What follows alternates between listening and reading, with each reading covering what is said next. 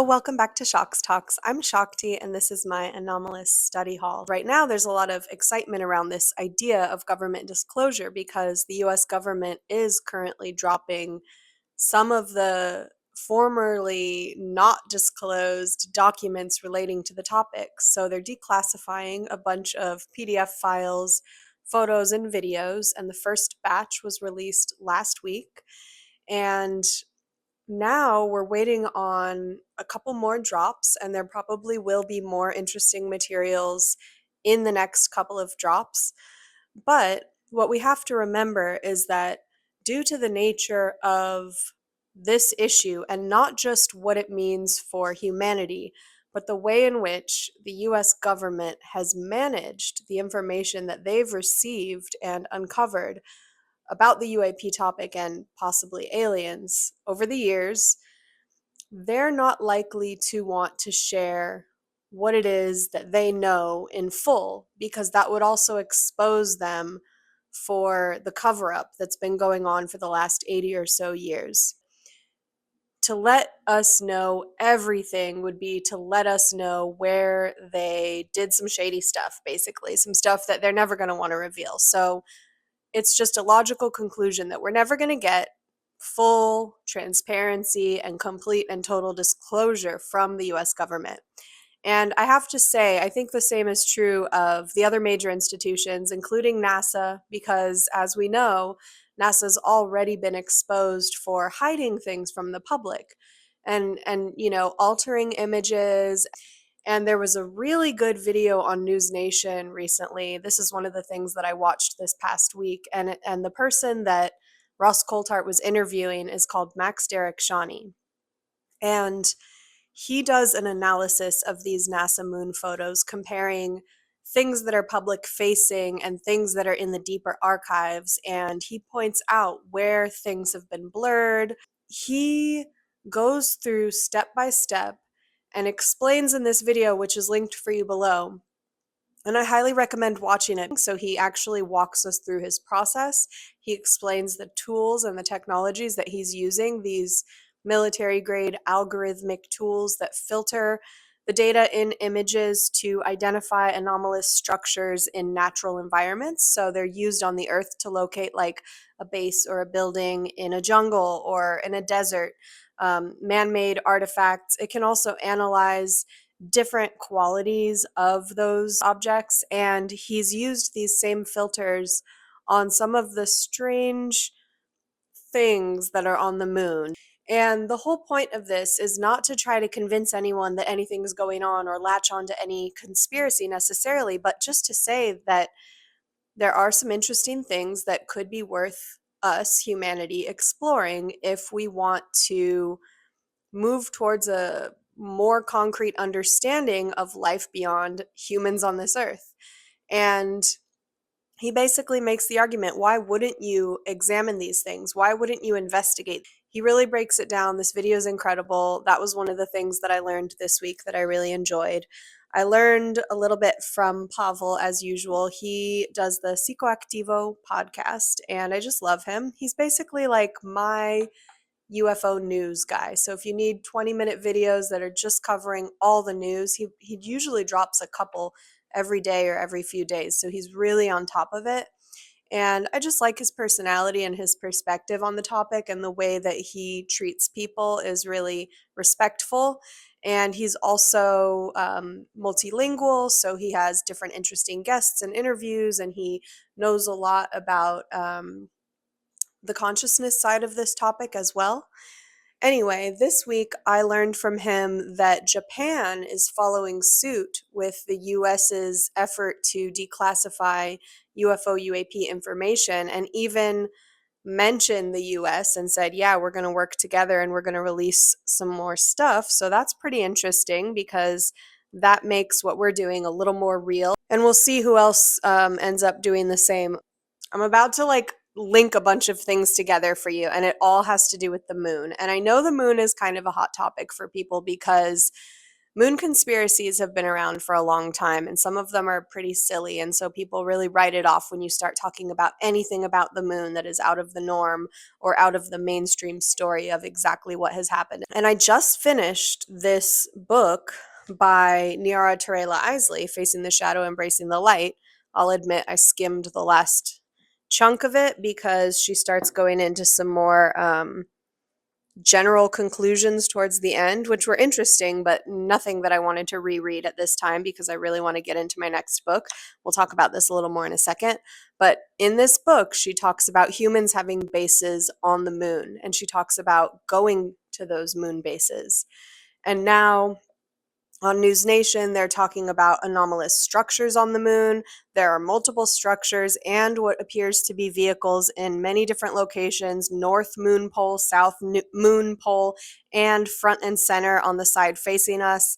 In addition, there are things identified on the dark side, and these different objects appear to be different from each other. Some might be more ancient. They might be more like ruins that have also been hit by the meteoric activity on the moon. And some seem more modern. And so there is a renewed interest, at least for me, in this moon stuff. I really want to know. And, I think it was Apollo 12 where they were the ones that discovered the moon seemed to be hollow, at least in the place where they were. When they dropped a piece of equipment on the surface, it reverberated for something like multiple hours, I believe. It was at least over an hour. So there was something really strange about the moon.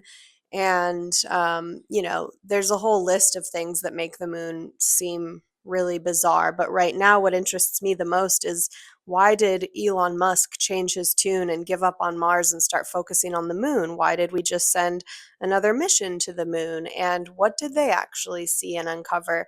And is it true that when we went to the moon in the 60s and 70s, that some people were told to not come back by maybe NHI, maybe something else? It just has my interest piqued. These are the kinds of things that you can't jump to any conclusions about, but it's really fun to think about. And it is really interesting when you start crossing all the information with other pieces of information and other stories, and just looking at how it looks from different angles, take out one piece, add another, switch it up. It's just fun to examine and consider. But I think right now the most compelling evidence for anomalous activity on the moon is this analysis of these NASA photos. So, of all the things I just talked about, that's the thing I recommend checking out the most. Ross Coulthart, in this episode, he said, the more we look, the more we see. And I thought that was so interesting because while we may not have government disclosure from some powerful source of authority, we will continue to uncover truth if we continue to look for it, And these people who are doing this independent research are looking really hard. I'm waiting for the drop where a video of an alien body or a picture of an alien body is shared. I think that would be one of the most interesting things that I would like to see. A lot of people in the UFO community are buzzing around the topic of high definition videos of craft. Some people just want to see a craft and they want to see like a nuts and bolts, hard material, classic saucer triangle or some other kind of like hard nuts and bolts UFO, and that would be interesting, less interesting to me than actual aliens. But Jeremy Corbell was recently talking about, like, you're going to see some other weird stuff too, and it's not just the classic craft style. So we're back to what Skywatcher was talking about with the jellyfish and the blobs and the orbs and the things that might be consciousness phenomena, might be something more natural, might be some other technology that we don't understand because it's so very different from our own. But I think we're going to see it all. I think we're going to get little bits and pieces of a few of the different categories. Okay, so here's where we get back to the kind of weird, maybe aliens warned us not to go back stories. There are transcripts of these astronauts' communications, and There is evidence of some kind of flashes that happened back in 1972 with Apollo 16 and 17, and then Artemis 2. And what they both reported is seeing these flashes. Now, people first would say that was just a meteor hitting the moon's surface and flashing, or some kind of natural activity that caused the flashes. But there are seismic instruments on the moon's surface that we've put there to measure the resonance back when we did that test to see how long the moon reverberated when we dropped a piece of equipment on it. And those were in place back in 1972 when these first flashes happened and during this Artemis 2 mission. And both times, there is no seismic activity that can be correlated with the flashes. So that means that these flashes happened not because of impact to the moon's surface. And so the story and the lore is that maybe something was firing at the astronauts saying, "Get away, you need to leave," And these are things that we don't get to hear about. But, just like we have whistleblowers when it comes to all of the UAP disclosure, maybe we're going to start getting some NASA whistleblowers. That would be pretty interesting. There are people who have told their strange stories, but we need more to come forward. We need more people to share what they know. So at the end of the Max Derek Shawnee interview with Ross Coulthart, he shares some light anomalies that suggest possible artificial lights on the moon. So there's a lot to investigate, and I think it'll be interesting to see what comes of these public missions and what might happen with future NASA whistleblowers. Right now, so I wrapped up the Niara Terela Isley book, and I thought the most interesting parts about this book were her stories. And then, of course, it goes into her journey of healing. And she also shares, I would say, equal parts her story, her healing journey, and the history of the topic. So, the reason that I picked up this book in the first place is because Richard Dolan recommended it. And he also recommended Above Black, which was the book that Dan Sherman wrote that later came back into focus not too long ago when Jesse Michaels interviewed him on American Alchemy. So, if Richard Dolan mentions something and sees some value in it, I'm curious about it. And I like to read his recommendations because, like I said, he's one of the greatest historians when it comes to this topic. The next book that I'm getting into is back on my out of body bullshit. No. Next up, I'm getting back into my out of body research and I'm reading Vibrational State and Energy Resonance by Nancy Trivellato. And she's one of I believe she's Brazilian, or at least she was associated with some of the Brazilian researchers of this topic, Waldo Vieira and Wagner Allegretti. Ultimately, I feel like in order to better understand not just the out of body state, but the UAP topic, I have to have my own out of body experiences. So I'm looking for practical tools that will take me into that space of being able to have repeatable at will out of body experiences. And I'd like to do it naturally on my own without having to pay thousands of dollars. We'll see if it happens or not. But this is my next book on that quest. Mostly I'm looking for practical tools, and her main tool is called Velo or Velo. VELO is the acronym, and it stands for Voluntary Energetic Longitudinal Oscillation. It's basically moving your energy up and down until you reach the vibrational state. So it's a technique to get you into the vibrational state, which is often a precursor to the out of body state. And this is how the book is organized. Part 1 is intended to present information and theories that are key to establishing the basis for the understanding of the themes covered in this book. Part 2 focuses on the phenomenon of the vibrational state, detailing what it is, who can experience it, how it is felt, what its after effects are, what prevents its occurrence, and so forth.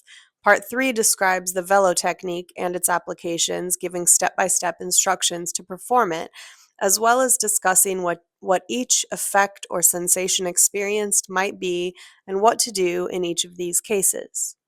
Part 4 is meant to be a substantial aid in improving the performance of the velo, as it describes each aspect or attribute one needs to be aware of and in perfect order to increase the results achieved.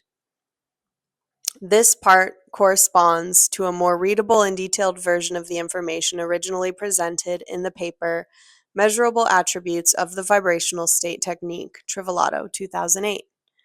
Part 5 is comprised of topics which are more advanced in the study of subtle energies, the velo, the VS, the vibrational state, and associated phenomena. It also addresses related issues that are pertinent to the context of this book. And then Part 6 shares measurement scales, proposed theories, and taxonomies or classifications of the VS and velo effects.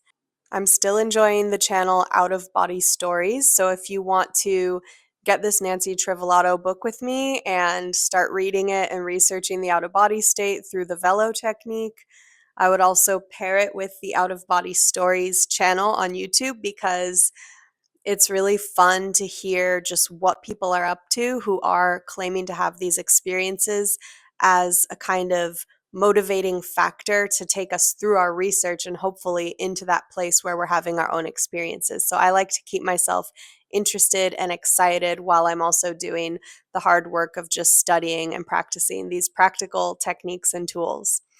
All right, that's what I did this week. Thanks for joining my Anomalous Study Hall. I hope you'll subscribe and I'll see you next time. Leave a comment if you have thoughts, and I will see you next time on Shocks Talks.